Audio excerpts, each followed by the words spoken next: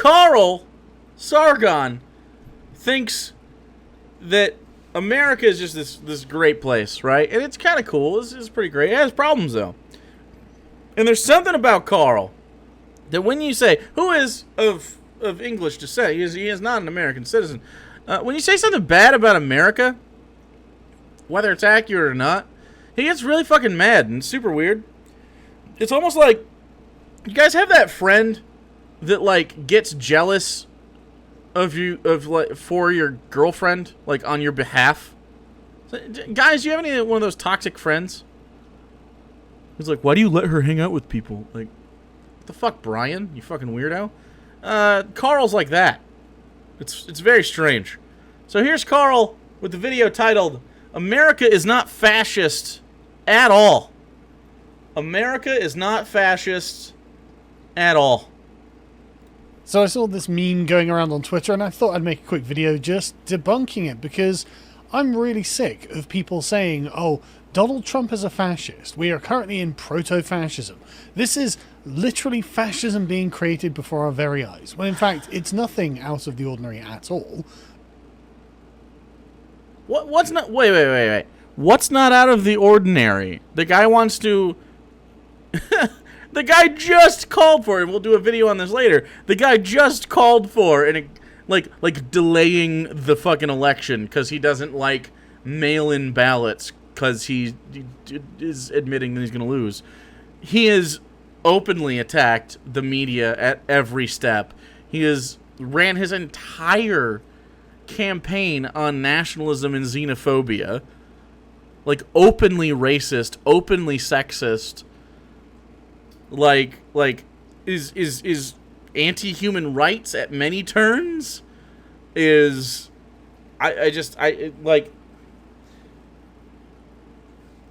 How can you be like, this isn't like fascism adjacent? How? What is fascism to you? I assume he's going to tell us. Donald Trump's platform is completely normal.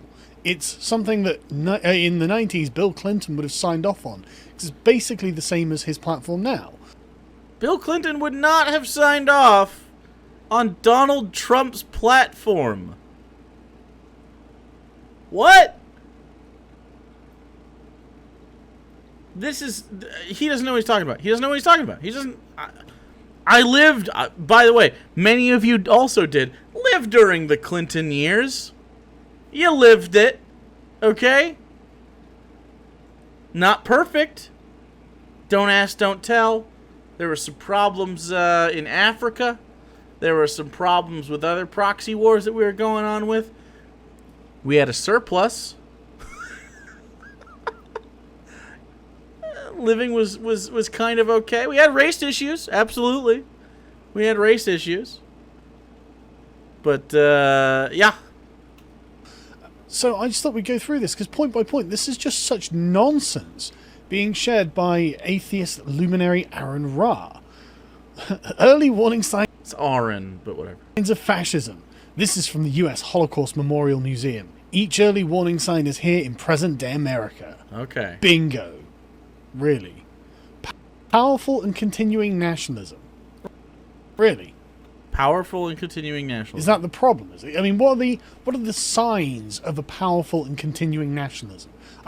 What are the signs of a powerful and continuing nationalism? Nationalist rhetoric? By the executive office? And many of the top-tier politicians in the country, including but not limited to lawmaking? Policy? Like, just things that they're pushing forward? His slogan is, "Make America Great Again." That's nationalism. He literally ran on a platform that says, Mexico is bad and filled with criminals. Vote for me. Nationalism. How do you not understand this? I imagine you'd see brown shirts marching through the streets, and the best they'd be able to do is say... Wait, so it's not fascism unless there's literal brown shirts walking the streets. Wait a second, we have that in Portland. That's already happening. Have you met the police and the military? It's literally a fucking Gestapo right now. I don't know, what are you talking about? Yeah, they exist, you're right. Okay, cool, so you agree. pull out a rally from 3 years ago or something like that. Jesus. Recoil, thanks, buddy. With the tiki torches, with like 80 people in it or whatever. Okay, that's the powerful and continuing nationalism. Just some people with tiki torches. We have large...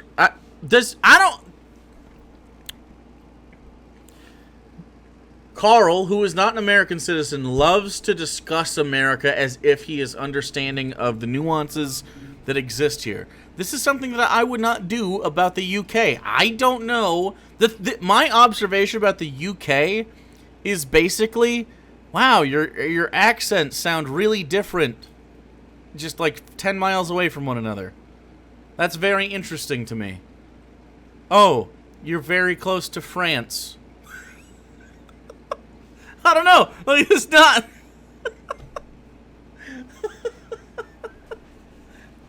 Fish and chips, pubs, football.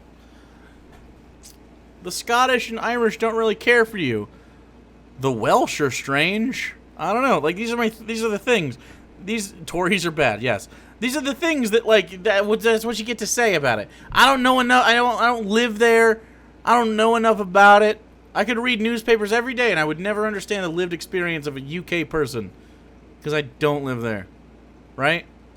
Which is one of the reasons that he got charity from me when he wanted to be on Chick Tract 6 years ago. Mistakes were made. He wasn't funny.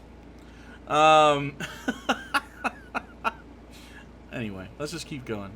He just doesn't fucking understand America at all. Thinking that, like, oh, there's only small pockets of racists. Okay, buddy. It's not that there's a powerful and continuing anti-nationalism campaign going on, is there? I mean, it's not like the Seattle and now Portland protesters are trying to break into federal courts and burn them down and are fighting with federal troops. It seems that there is a devout and determined anti-nationalism that's been protested. Yes. What? Is Antifa the president? Did I miss something? Is there an Antifa member as fucking president right now? Or members of Congress? Is Congress controlled by Antifa suddenly? Did I just fucking wake up from a coma? And no, the fascist is a president. Okay, that seems strange. Who's in fucking charge? Antifa is doing shit in Portland. It's literally the opposite side of the country. It would take 3 UKs to get there.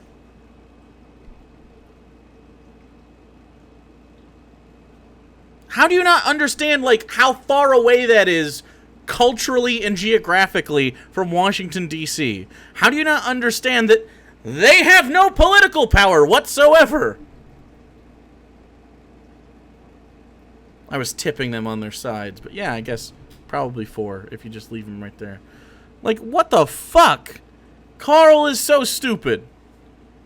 Testing for now 50 days. Plus, in fact... 50 days? Oh, Antifa.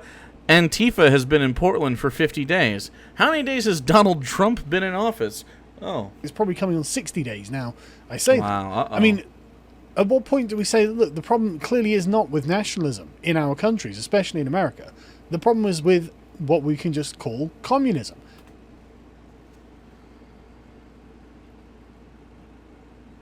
The communists are not in power, Carl. The communists are not who is making the country bad. The communists would like to be in power.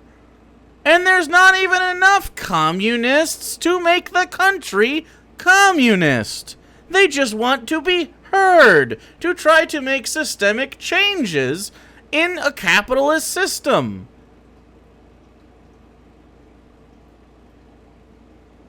If you think that the marketplace of ideas is important, then surely you would agree that having communist voices at the governmental roundtable, so to speak, is just as important as having a fascist be able to be president. Would you not agree, free speech advocate?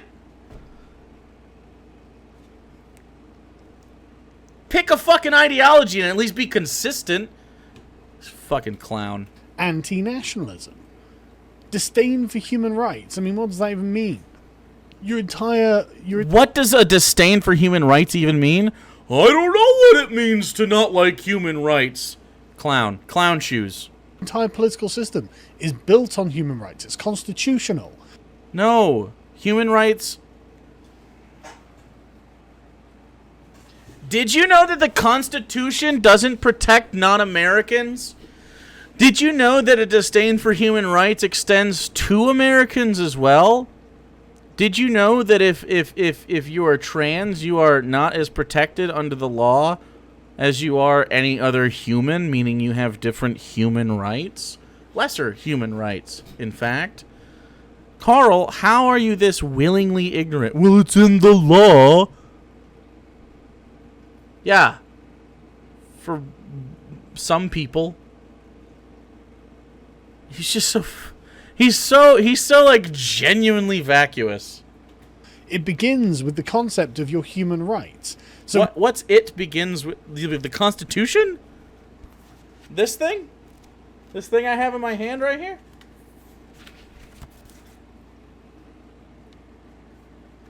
This is about human rights? Do you want to know what I think it's actually about?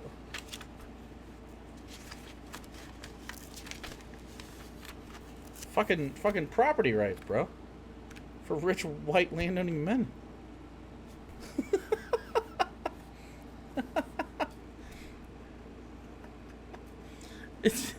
I think he's saying like maybe the Declaration of Independence, because it says we hold these truths to be self-evident that all men are created equal.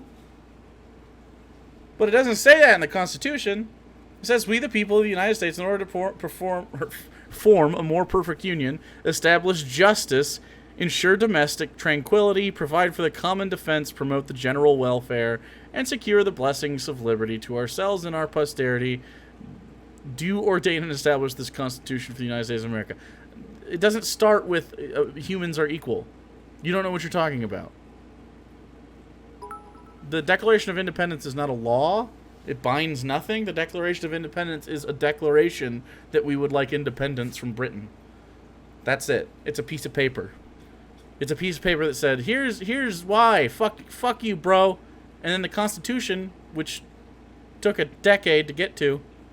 We did the Articles of Confederation first, which sucked.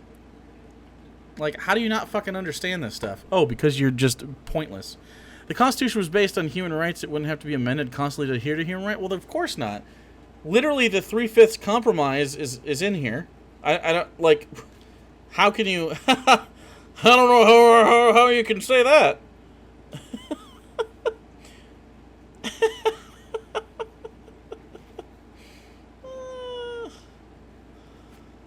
Like... You got your articles. You got your articles.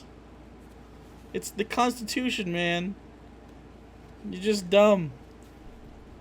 Does he realize that the articles come before the amendments? Right?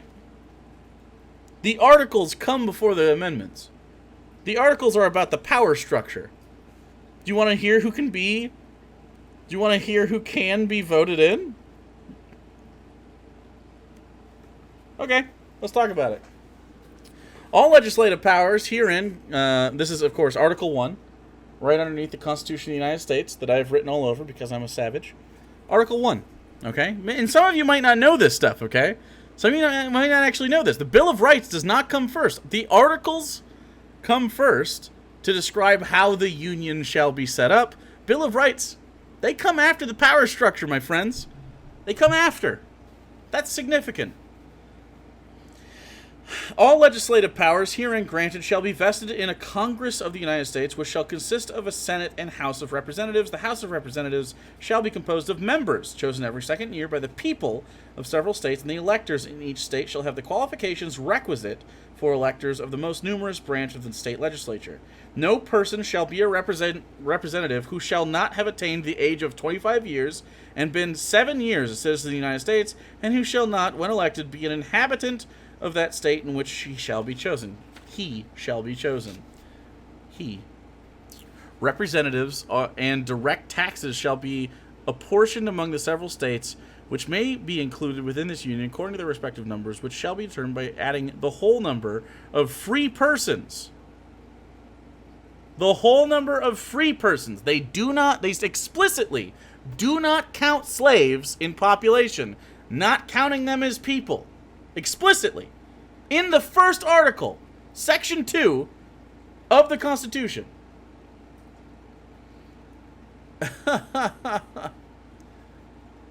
And here it comes. By adding the whole number of free persons, including those bound for service for a term of years, and excluding Indians, not taxed, 3/5 of all other persons.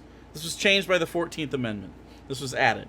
The actual enumeration shall be made within 3 years after the first meeting of the Congress of the United States, within every subsequent 10 years, blah, blah, blah. It says the states that are going to be joining this.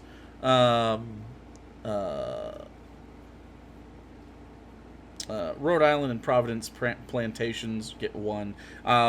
These are how many basically representatives each place gets when the country is formed. The Senate shall be composed of 2 senators from each state for 6 years. Same exact thing. You gotta be a certain age. You have to be a man. You have to be a certain thing. Like, come on, bro. Come on. You can't even get to the. We're not even to the Bill of Rights yet. Bill of Rights doesn't happen until they've set up power over you. You don't get rights until after the power structure. Now, I totally understand why they did that in that order, right? You gotta say, okay, here's how it's gonna be lined up, and then here's what we're gonna bestow. But like, come on. There's nothing in here that says you have to be equal.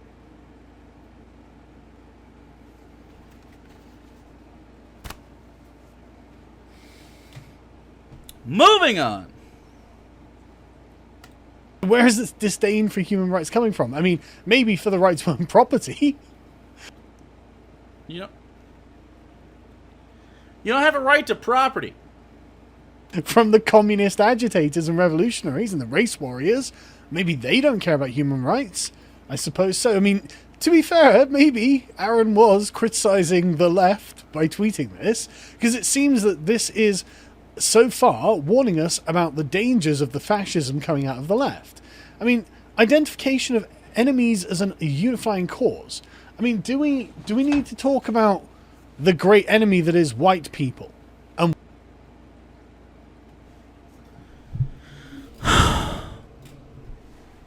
Again, first of all, number one thing, it is important. Identification of enemies as unifying cause. Fascism hallmarked by scapegoating the problems of a nation state onto a specific entity, usually a group of people, right? What did Donald Trump run on? Anti-Mexican rhetoric. A lot of people run on anti-communism and shit like that. Communists are not saying that white people are bad. Hi! I'm white! What they're saying is that whiteness is inherent to the power structure of the country. It was founded by white guys. Yeah, it's interesting that you don't consider the fact of the foundational aspects of all things in our country white. And so it skews white. And so we have to address that openly and just talk about it. And be like, the fact that you're like, white people are oppressed is exactly what this book is about, and you're holding it like you didn't even fucking read it. Amazing. Amazing. White supremacy and how it's everywhere. Do we need to talk about how there is a unifying enemy among left-wing thought, Aaron? And a unifying enemy among left-wing thought. Again, I'm white and left-wing. White people are not demons, okay? What the problem is saying that, hey, if you value whiteness inordinately, it's a bad thing. If we have foundational aspects of our society that center around treating white people more positively than others, we should stop doing that. It doesn't mean stop treating white people positively. It means stop not treating other people positively and bringing them up. It's called equity. It's called equity. That's the whole thing. That's all it is. We're not trying to bring anybody necessarily down. Cupcake Chaos, thank you so much for the 8 months. I mean, this is such a silly thing as well. Like, the identification of the political enemy is what every political ideology does. It's what everything does. You know, it's religion. No, it doesn't. What did... Dude. Bernie Sanders did, in fact, run on Donald Trump is bad. What Bernie Sanders did not do is scapegoat all Republicans and say that they're all rats and need to be eradicated like the vermin they are. You know what I'm saying? Like, he didn't say, oh, all Republicans are rapists, sexists, losers, homophobes, and we need to lock them up and their children in cages and kick them out of the country. Do I disagree with that hypothetical that I said? Not in Minecraft, I don't. However, this is the real world. There's a stark difference in saying, I fundamentally disagree with you and think you are harmful for the country, and here's why, versus, hey, immutable aspects about you are vile, disgusting, and need to be removed by any means necessary. Literally a fundamental difference there. If you can't identify the fundamental difference, then you might be a fascist. Maybe. You might be. It's a problem. It's a problem you have to consider. Any kind of worldview can identify the things that are not it and suggest that if it's promoting a positive vision of what should exist, then those things are not it. Like the Muslim against the kafir, the communist against the capitalist, you know, it's anything that is not it can be used as that. But then supremacy of the military. I mean, what does that mean? Why is he acting like he doesn't know what supremacy of the military as a concept means?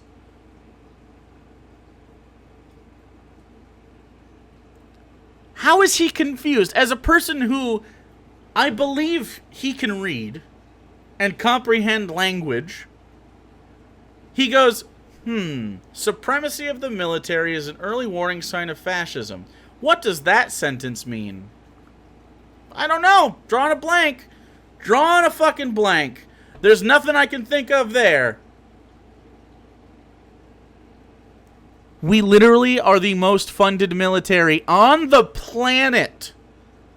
The military are outwardly worshipped, like religiously, by the right wing. And a lot of people in the center and on the left still do that. A lot of people are like, oh, thank you for your service, sir. Fuck out of here with that bullshit. Like, thank you for your service. Thanks for getting oil from Saudi or from Iraq from it. Like you haven't defended the fucking country since Pearl Harbor. I don't know, man.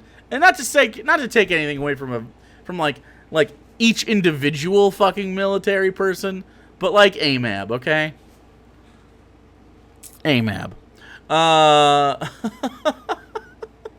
How do you not? I mean, maybe it's because he's a fucking UK liver. He's a Brit bonger. He doesn't understand the supremacy of the military. Does it mean like a military junta that's taken over and a military dictator is in power? Because I don't think that accurately describes the United States. Like, what kind of mental would suggest that the United States government is being puppeteered by their military? Yeah. If you change exactly what that says to something totally different, to mean a military junta taking over, and there's like a fascist military coup, yeah, that would be totally what it means. But you just changed it for no reason. In what way do the military have political influence? In what way Carl Sargon of Akkad just asked out loud, unironically, as a genuine question, in what way does the military have any political power in the United States of America? I've got to quit. I'm done. That's it. Stream's over. I'm going to climb into this. I'm going to step into it. And just, take me the fuck out. Put me in the fucking garbage. I need to end. I need to be ended. I can't fit. I'll get a bigger one. But then I'm going in there. I'm going the fuck in there. And I'm just gonna, take me to a fucking landfill and bury me. Take me to a landfill and fucking bury me. That's just the dumbest. Like direct political supremacy, in fact. I think that's ridiculous. And saying rampant sexism is the sort of post-war order of the picket fenced house with the wife and the kids. Is that rampantly sexist?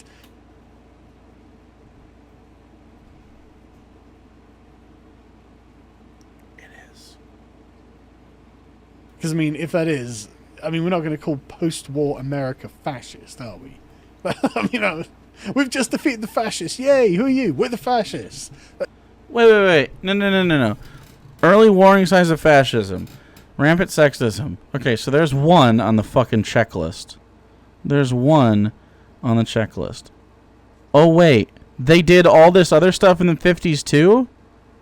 Black people didn't have rights in the 50s? Gays didn't have right in the 50s? Wait, we started wars with Korea in the 50s? Because we thought that we were in control of the world? What? Wait a second. Wait. Have we been the baddies all along? Maybe we've been the fascists. Not as fascist as Hitler, but not fascist. Right? We just never tipped over to the, like, stripping rights from American citizens unless they were black. If you're black, you lived a definitely different life than I lived, especially if we both lived through the first 50 years of the 1900s. Do you think a black person might find it a bit fascist that they can't, like, eat at a diner? Do you think it might be a bit fascist to say, hey, I have a dick and I love dick. I can't get married? Is that fascism? Yeah, it is. Did you know that that's fascism? Yes. Sargon mentions post-war America. There's only been 2 years in the entire history of the U.S. we have not been at war. I don't recall those years. Come on. I don't think we agree on what sexism is, but women seem to be well represented in American life, and they seem to have the same rights as men. So I don't think I would say that the US is a country that is rampantly sexist, and I think that would be an unfair characterization. But then we come to the next one. Did you know that Sargon of Akkad wouldn't consider the US sexist? The guy who wrote, I wouldn't even rape you to a woman, multiple times, and thought it was a really, really funny joke. A hilarious joke. Ha! What a joke. What a fucking cute joke that was. That guy. The same guy? Can you imagine that he doesn't grab him by the pussy? Not sexist. Can't imagine what's sexist about that. Wow. What a fucking intellectual giant. Wow. It's incredible. It's incredible that this guy gets any fucking views. Incredible. But this is how people think. If I change the definition entirely of what they're saying, fuck off. Controlled mass media. Well, that definitely doesn't apply to the US, does it? I mean, you've got your First Amendment, so legally they can say anything they goddamn well want, and the government can not do a damn thing about it. But, I mean, most media coverage, by an overwhelming degree, has been negative against Donald Trump. This is like being surprised that 92% of people reported that they don't like their house being burned down. You know what's actually surprising about that? What would be surprising about that is to find out that 8% of people are like, nah, that's fine, whatever. Burn it down. I don't care. That is what is surprising about this right here. The surprising thing is that there's 8% positive coverage of his presidency.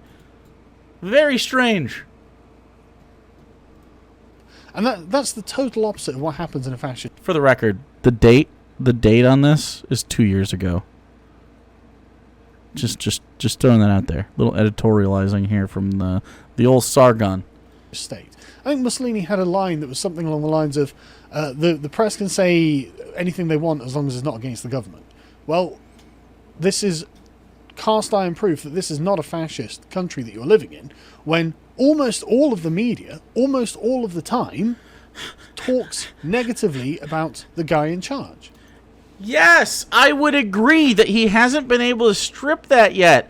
But the argument is that he is a fascist and that the right-wing government that is in charge of the country is fascist. The fact that they have failed at being more fascist is not the argument. The argument is, are they fascist? Yes, they're fascist. He literally, since day one, has been like, the media shouldn't be able to say this, I should be able to sue them. The President of the United States has said that he should not be subject to negative media coverage out loud like dozens of times. That is fascism. Yes. It's like step one in fascism. The Fascism Manifesto, page 1, says actually not even page 1, like the preamble, like the dedicated to, this is dedicated to all my homies who don't like the press. That's like, it's just the dedication of the Fascist Manifesto. This one's dedicated to all my homies who don't like the press. That's just the opposite of fascism. That's quintessentially democratic. Like you couldn't have that in any other political system other than a liberal democracy. And so, when we see it, and What? I mean, to be honest with you, like 92. I was literally just about to say this, Arcanist. He wants to sign an executive order to ban TikTok because he got trolled by Zoomers so hard. How is he not a fascist? He wants to wield the authority of the Oval Office to shut down a Zoomer social media site that is known for memes, cooking videos, cute cats, and the OK Boomer Nico girl.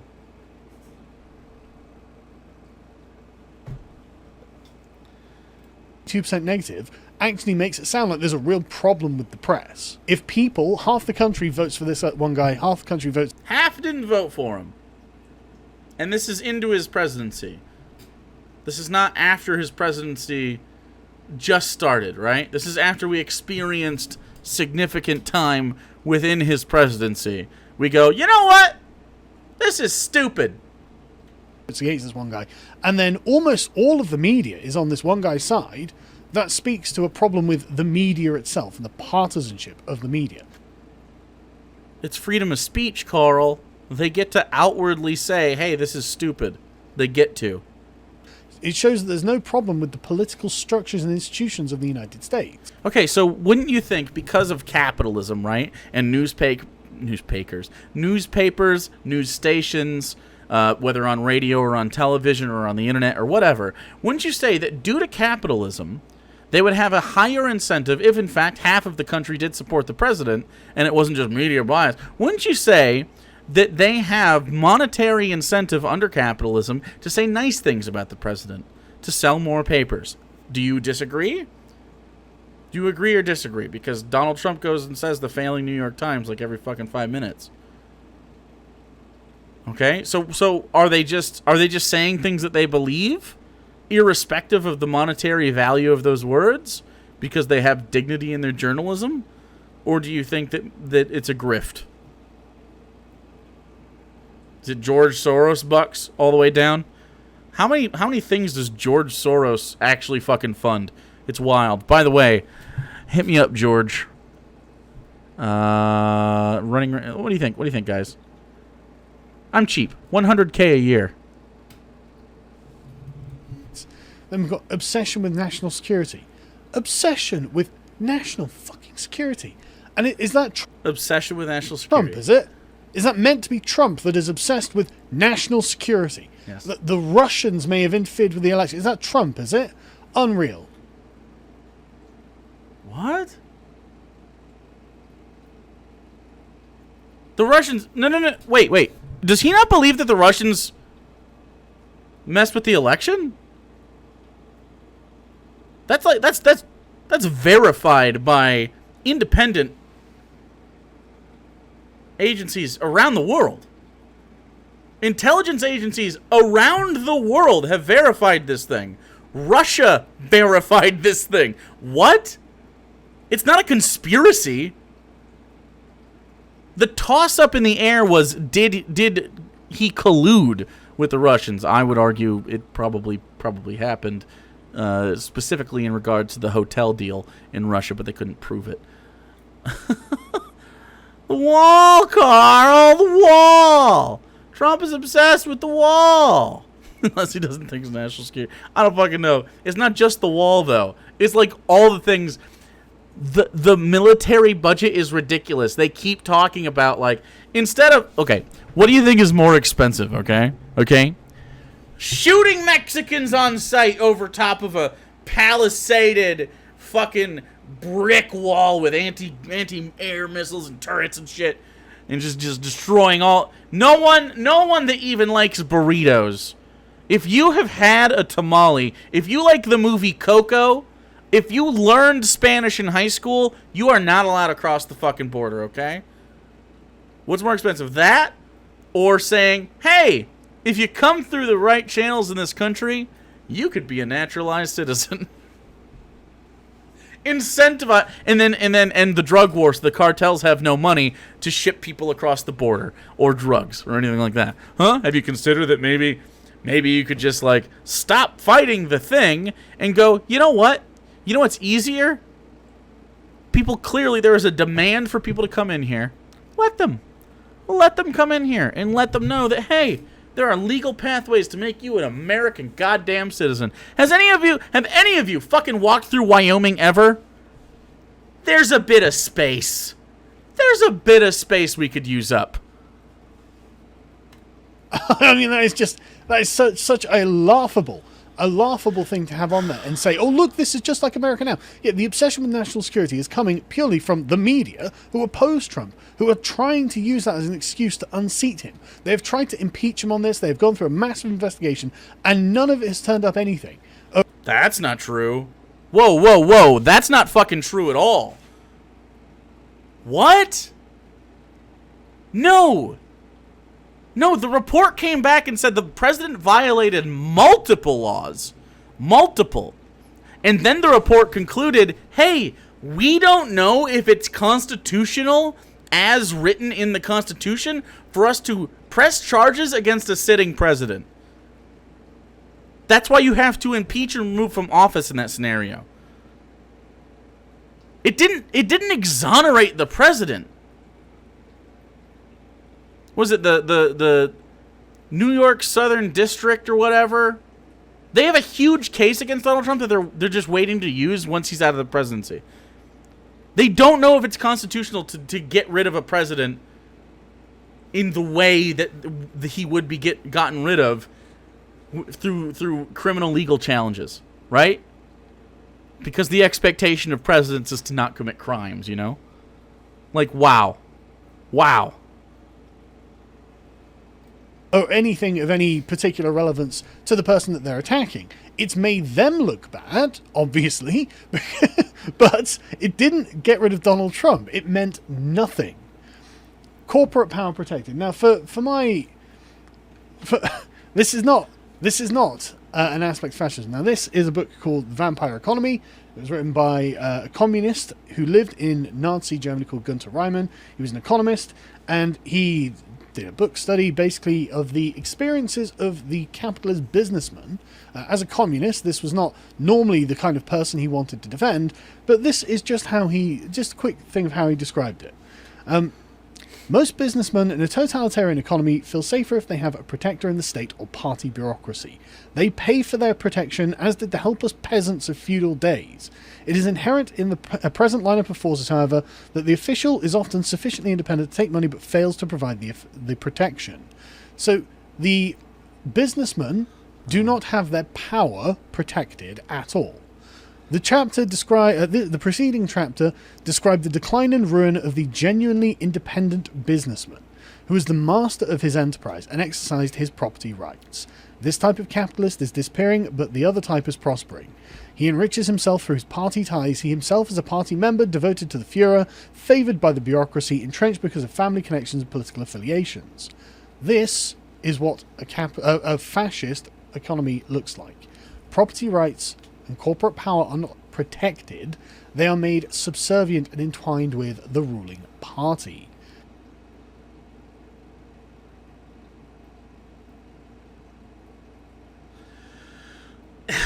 That's so complicated, dude. You're only taking the scenario of Nazi Germany, and I don't know why. I mean, I guess I do know why. They're like the poster child of fascism, right? When you go, oh, Nazi Germany, that's what fascism is. Italy was also a fascist state. I mean, there's other fascist states that exist. The United States is one of them. And corporate power being protected absolutely helps a fascist state. Because often the people in charge of corporations are also part of the power structure of the government. That's how they get the power. That's the point. They protect their own investments. Think Dick Cheney in Halliburton. Like, that's what it is. He's missing a major point, which is that corporate power is protected if it's subservient. I think Trump... You're right, exactly. Goya, great example. Exactly. 100% right. Yes. He just doesn't understand things.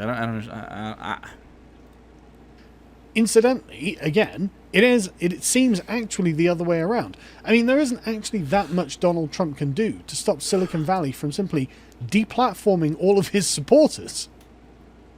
The Constitution. What? And capitalism, mostly, though. There could be an argument for targeting specific people, but not if they just break TOS, right? That's the difference. If you're actually targeting people, I could say there's probably, like, even left-leaning judges would have to be like, yeah, you can't target someone based on political beliefs. You can, in fact, deny them access to your service if they break terms of service, right? Sure, that's fine. Wild. But yeah, capitalism. Capitalism is the reason that Republicans have access to Facebook and Twitter and shit like that. Like, they've been slow to act on this, and he doesn't have that much direct power. You can't just prevent them from doing it. There have to be other reasons to be found. And so it seems that their corporate power is being protected at the expense of the dictator, apparently.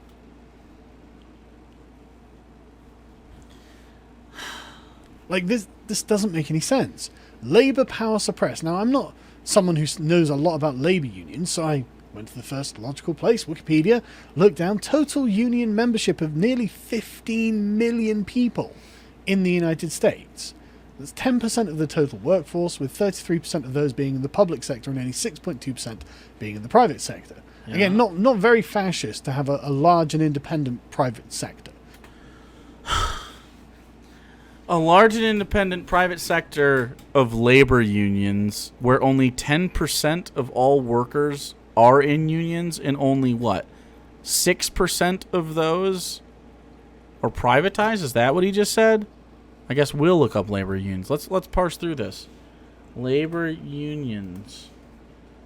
Labor unions in the United States. Let's just go back to that. In the public sector... Percentage of work for public sector, 33.6%. Private sector 6.2% of the workforce. How does that make sense? What's the other percentage? What's the other percentage of this? But either way, only 10% of the workforce are in unions. Do you know why? Because right-wing advocates within our governments, okay, say that they don't like fucking unions. Do you know why they don't like unions? Because when people collectivize, they have more power. Only 14.6 million people in the United States have any power in their workplace. This is not good. That is not a good thing. Amazing. Amazing that he goes, well, look at how free they are. 10% of the United States workforce has the ability to collectively bargain in their workplace. Wow, how free. 90% of the workforce of the United States are beholden to the whims of a millionaire or billionaire. How free. That doesn't sound at all like feudalism. It's the total opposite. They want a totalitarian state where there's nothing against the state, nothing outside the state. Everything is within the state. No. No. Flatly, no. I don't want the state involved in my day-to-day life. I do not want it. In fact, I would argue conservatives want the state more involved in the minutia of our day-to-day life than the left has ever advocated for. Great example, homeowners associations. What a fantastic microcosm. Who does homeowners, HOAs, homeowners associations more than conservatives? And guess what they do? They sit in a little pool of power that they create for themselves over other homeowners in the area, right? Almost all of those people are conservative, and they're like, you gotta mow your lawn. You have to have your mailbox a certain, like, how fucking literal minutia in your actual day-to-day life. That's a conservative stronghold. Do you know why that is? Do you know why, like, city ordinances, like, don't park on the road? Okay? Don't park on the road. You gotta have your grass cut to a certain length. You gotta noise ordinances. Ordinances where you can't have a car that is not in working order in your driveway. You know why these ordinances happen? Guess why? Guess why? Okay? And they are conservative in nature and not liberal in nature. Okay? And this is the local government having access to the minutia of your life as dictated by conservatives. Do you know why? Because poor neighborhoods can't keep up with that shit. Poor neighborhoods can't keep up with it. Poor neighborhoods have cars that break down and can't just sit in a shop. Some poor neighborhoods can't fit into that, right? Some poor neighborhoods are working too much, so they can't keep their lawn super pristine every day.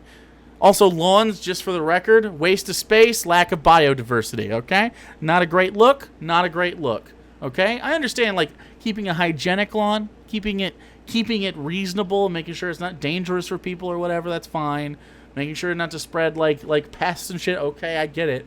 But, like, you think of this as a conservative institution? Oh, we can't park on the street. Because sometimes a lot of people, especially when you're poor, you have to have multiple people that are capable of working in the home to afford the home. And guess what you need? You need transportation. And if you live in a small place, right, that has a short driveway, where are you going to park your car if not on the street in front of the house? And guess who this was targeted at? That's right, kids! Black folks in white neighborhoods or white cities. Yep! Definitely a conservative institution. Literally dictating tiny little aspects of your life. You know what I want? None of that shit. I don't want any of that shit. If you want that shit, go have it. Don't care. But I, as a leftist commie, SJW, Antifa super soldier over here, ACAB, by the way, what I want for you is for you to live your life as free from oppression and power as you can until it needs to be in place. Right? So, for instance, I want you to be able to grow your own garden, right? However, if a store is selling tomatoes to you, those have to be safe according to the FDA. Yours do not have to have FDA inspections, right? They're yours. That's fine. King Wendo, thanks for following. Stuff like that. Easy shit. Easy shit. If you are gay and if you want to live in a polycule with a bunch of drag queens, which sounds like a dope fucking house. Yes, go do that. You can marry, you can have a life, you can have barbecues outside, whatever. I don't care. Like, there's reasons for some ordinances, like not having a big pile of trash in your yard. Okay, cool. It's a health hazard. I understand that. But dude,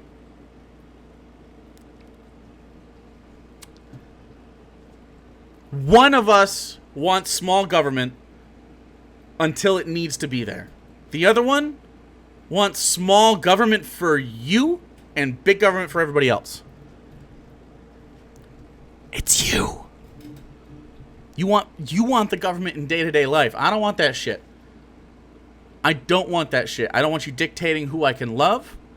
I don't want you dictating how I can address myself, how others ought to address me. I don't want you dictating where I can live. I don't want you dictating how my schools work. I don't want you dictating any of that shit.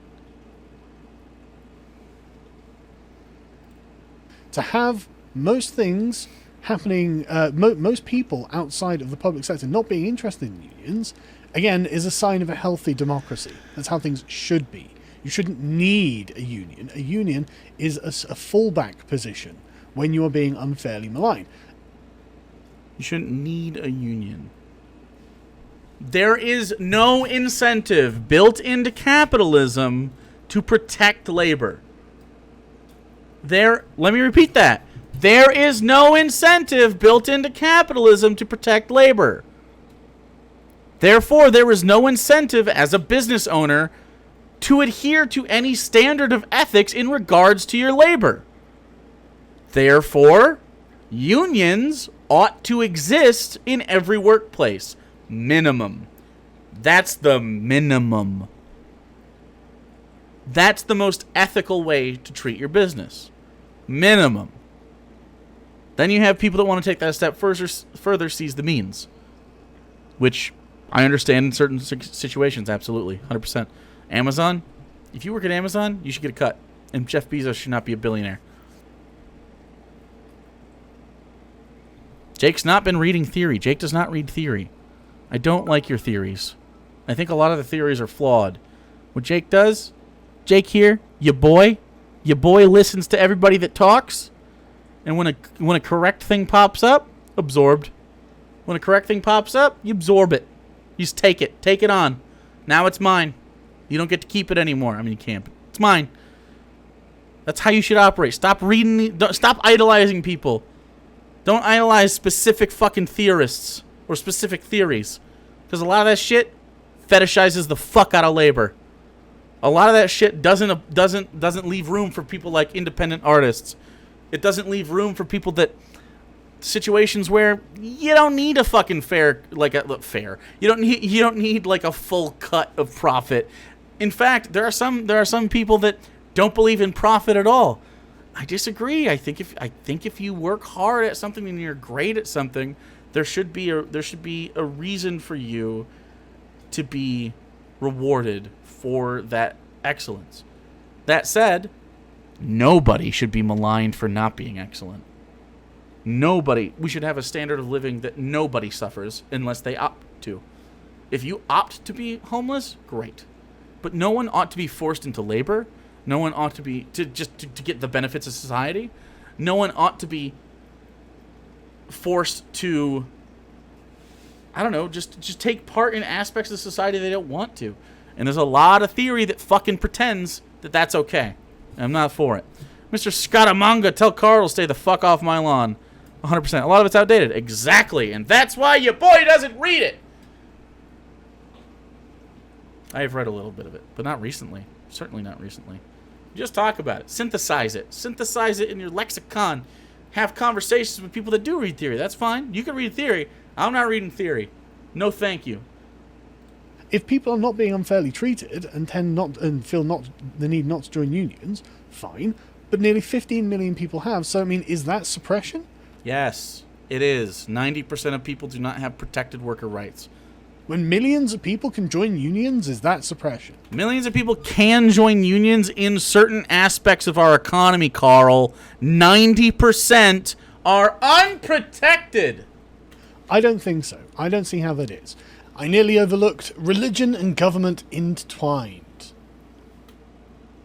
Practice without theory isn't organized? I mean, I'll make up my own fucking theory. I'm not writing a book about it, though. You can take your theory books and shove them right up your asshole. Do not care about them. They are irrelevant. Think about this. If I'm fucking running for a political office, do you think it matters what fucking theory book I read? No. It's absolutely beneficial for some people to read theory and to disseminate that information, like Lexi. Lexi, who I adore, who I think does really fantastic stuff, loves reading that kind of shit. Absolutely fine. 100% fine. But often she sits there and she critiques it and is like, hey, this isn't fucking nice. This isn't good. This isn't a good thing at all. You can take your fucking theory shit and you can burn it. I don't care. It doesn't mean a thing unless you can communicate it. Because a lot of people that read theory go, blah, blah, blah, blah, blah, and then they can't fucking do anything about it and it doesn't get anything done. And oftentimes people idolize certain aspects of the shit that they shouldn't. And oftentimes you fucking try to rush to the end without doing step 1, 2, and 3 because you're so excited about the fucking theory. Stop it. Stop. Fucking, we have to communicate first. The left is so bad at branding, and this is a big problem. There's a huge problem in the community, especially leftists. Not progressives. Progressives are just sort of, you're almost there. But like leftists specifically, we're like, have you read this pamphlet? No one gives a shit. No one gives a shit. It's the same shit with right-wing people who are like, have you read John Locke? Fuck off. Fuck off with John Locke. Get out of here. Get out. Leave. Fucking, let's talk about today in today's context, because even with modified theory, it's only from one person's lens, and who knows? Is that person white? Does it have anything to do with the black lived experience? Is that person gay? Can it synthesize that? No. So we have to take all these different experiences. There's no unifying theory of this either. It's not like math. It's not simple. There's no physics involved. We're very complicated beasts. The zeitgeist shifts all the time, and you got to stay on top of it, and things change. Like, there's no fucking theory that you can read that could prepare you for the social media age. None of it. None of it. It's pointless. It's absolutely pointless in regards to the social media age and the age of information. There's no way to have predicted that and to understand that and to synthesize any information that could allow you to competently combat the right-wing tactics used in those scenarios at the speed they are used. You just kind of got to synthesize it all, whether you use theory or not. But to say that you need any sort of book theory to understand this shit is asinine. 100% asinine. You don't need to read a single author to understand ethics, to understand the conversation, to understand where you want to go with this. You don't need a theory. You don't need it. It's incredibly silly. Like, you don't need to open an English book to learn the language. You don't need to.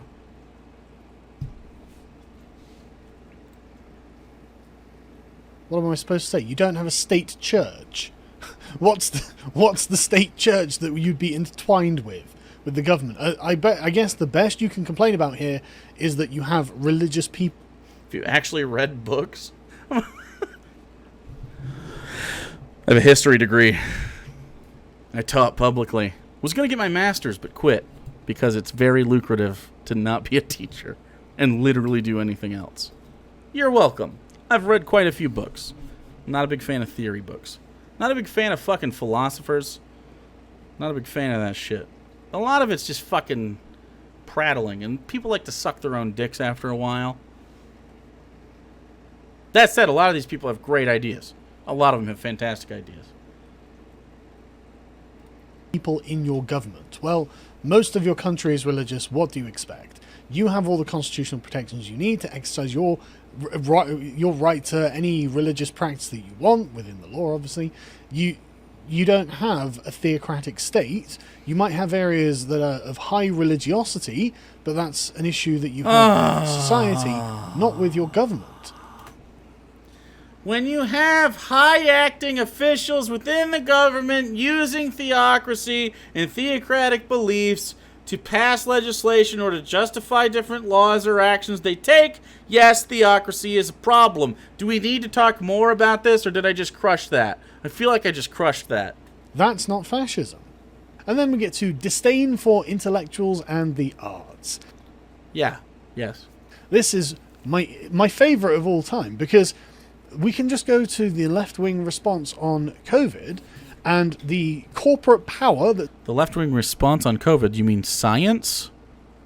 ...is being protected in Silicon Valley against the state, but where they're removing this press conference of doctors. This guy is a Yale MD, PhD, what was he? Professor of epidemiology at the Yale School of Public Health. Right? If this guy can't be trusted as an authority on COVID, who fucking can be? Okay, so I have no idea. What Harvey A. Reich, MD, PhD. I don't know what his opinion is on this. So let's check it out. The key to defeating COVID already exists. Okay, let's go to the article. Let's see. Because the answer to the question, Carl, if he can't be trusted, who can? The answer to this in regards to any of the sciences, when you have a question based in science, and the answer will be determined by scientists, okay? The answer to the question, who should have the authority over the answer, is the majority. The majority of experts. Yes, indeed, the majority of experts. That's how we deal with that. Happy Corn Pop-iversary. Hey, thanks, Dark Beast. Like, so if this guy right here disagrees with the majority, right? And not just like, it's not like a coin flip, right? It's not a coin flip. If he disagrees largely with the majority, then he's wrong. That's how science works. It just is. He can be wrong about stuff. He can have a PhD in epidemiology. He'd be a professor of epidemiology at Yale School of Public Health and be wrong. Let's see.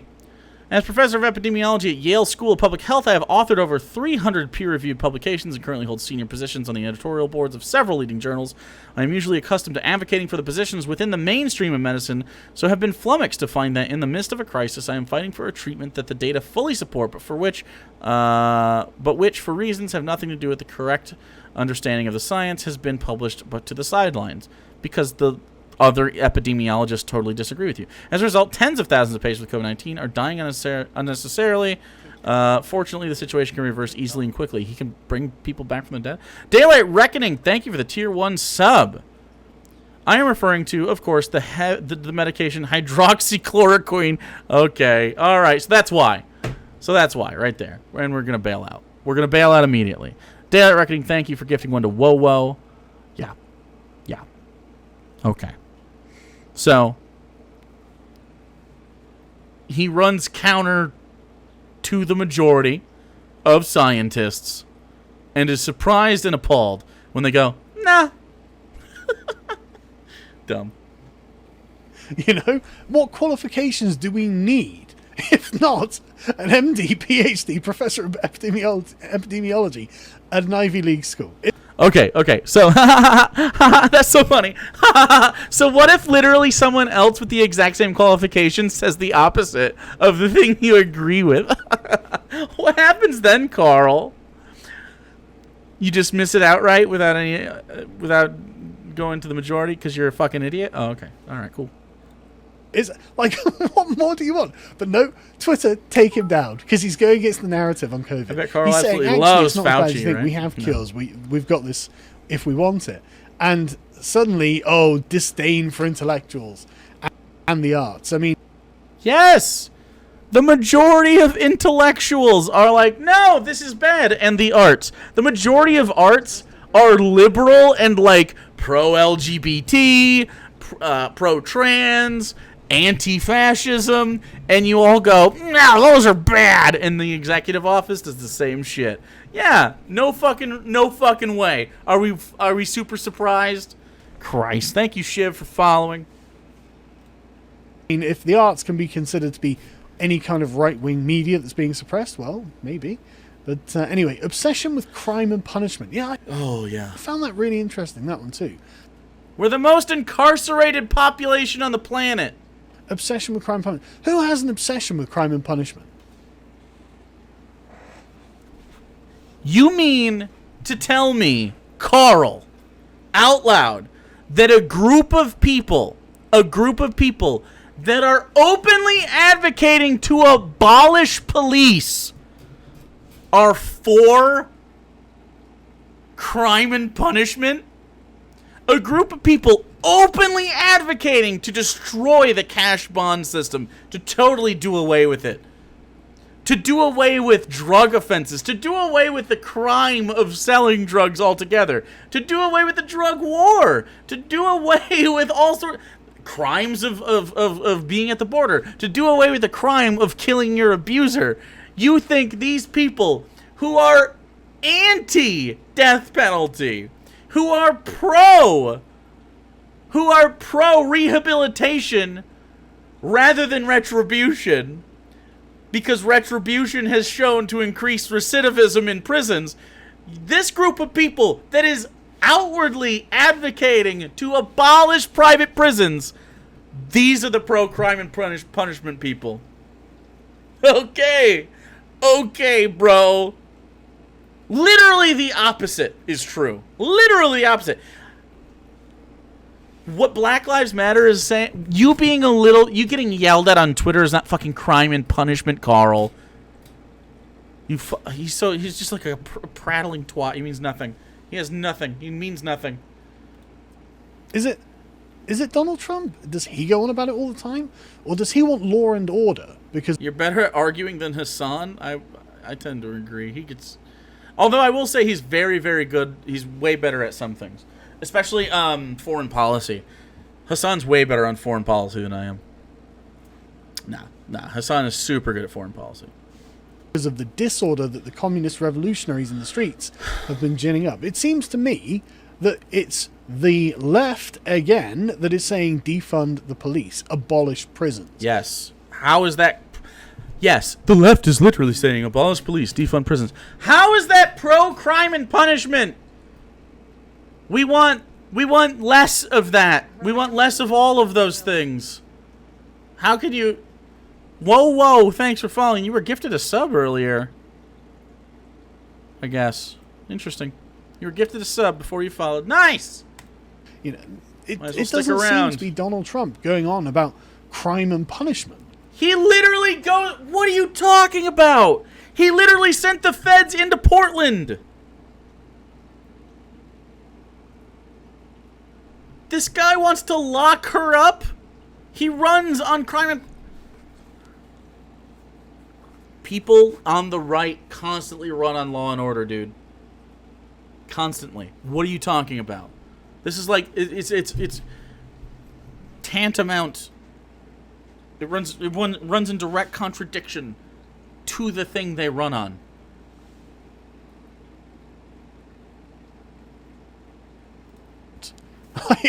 You know, these are the protesters that he's responding to. He's not the one raising the issue. And again, rampant cronyism and corruption. Well, yeah. Maybe. Oh, there we go. Maybe Joe Biden. UK gas company tied to Joe Biden's son is at the center of Trump's impeachment.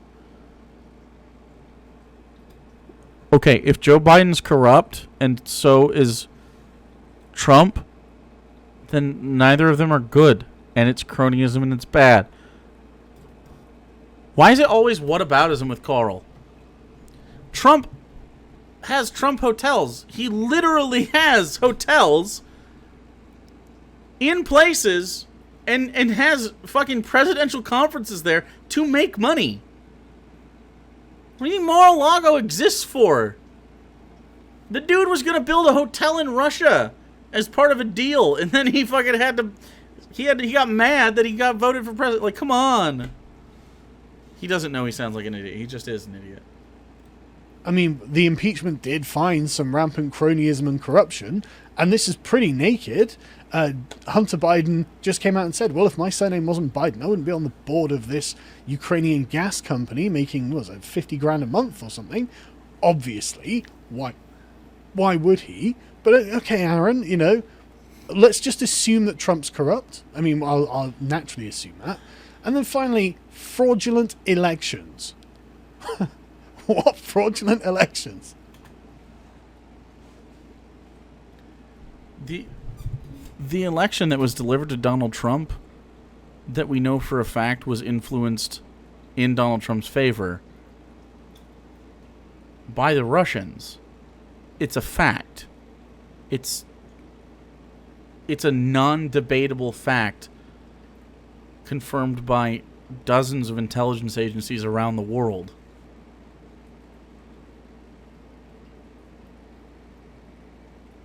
What?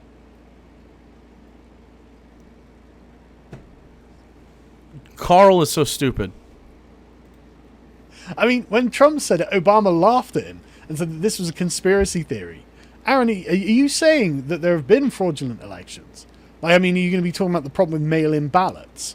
Because, again, Trump's against those too, you know? There have been problems with them.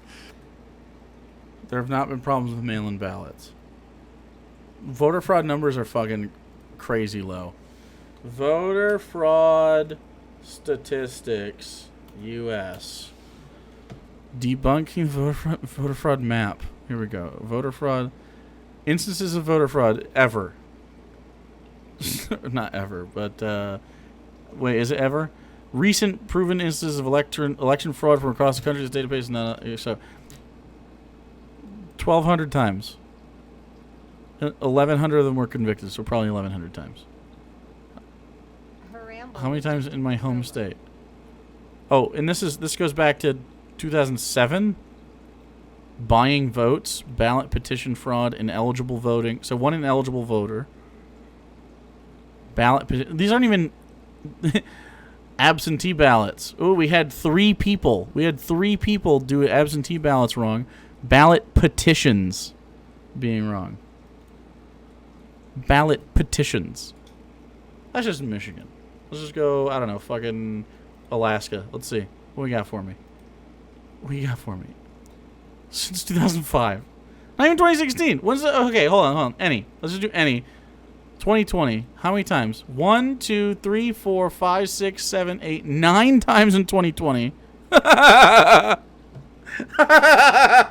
how many of them were fraudulent use of absentee ballot, false registration, ballot petition, fraudulent use of absentee, fraudulent use... So 3 people tried to use absentee ballots fraudulently. One person was just plain ineligible, and then a bunch of people tried ballot petition frauds. Yeah, there's so many problems with absentee ballots. There's a lot of problems, guys. It's very problematic. It's a very problematic thing. Pinkerbell Pixie, thanks for following. Jesus Christ. But like, and the thrust of Obama's argument is pretty sound. It's like, this is a huge and decentralized system that no one person or group have control over. So maybe you could, you know, make a small part of the election rigged, but you couldn't rig the whole thing because you're just not in control of all of this dispersed action. And so, like, coming back to this, I'm just like, okay, let's assume that these are all early warning signs of fascism. They literally all are. As agreed upon by, like, fucking historians and sociologists and shit. Like, it seems like the fascism is coming out of the left, so you're right. Each warning sign is here in present-day America, but it's not Donald Trump. If anything, this is a powerful advertisement for Donald Trump. But that wasn't what Aaron was trying to say. He was trying to say that Trump is a fascist. I don't buy it. I just don't believe it. Anyway, All right. Wow. I didn't know that was going to be so easy. I genuinely did not think that it was going to be like child's play to deal with that.